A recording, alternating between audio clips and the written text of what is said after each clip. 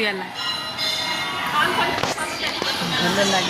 ଭଲ ଲାଗିଲା ମାଆଙ୍କ ଦର୍ଶନ ଭଲ ଲାଗିଲା ଆତ୍ମା ଶାନ୍ତି ହେଲା। ହଁ ମାଆକୁ ଯେତେ ଥର ଦେଖିଲେ ସେତେ ଥର ଦେଖିବା ତାଙ୍କୁ ଇଚ୍ଛା ହେଲା।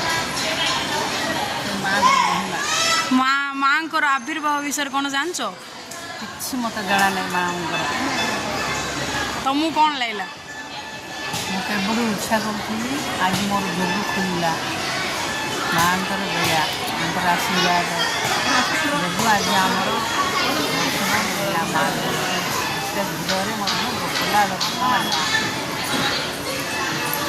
ଆଗକୁ ଆହୁରି ଭଲ ହେବ ବୋଲି ଆମର ଆଶା। ଆଉ ମାନେ ଏଇଟା ତମର ଯୋଗ ଆଗେ ଚାହୁଁଥିଲ ହଉନଥିଲା କି? ହଉନଥିଲା। ଆଜି ମନସ୍କାମନା ପୂର୍ଣ୍ଣ ଭିଡ଼ଟା ଗୋଟେରେ ଚାଲ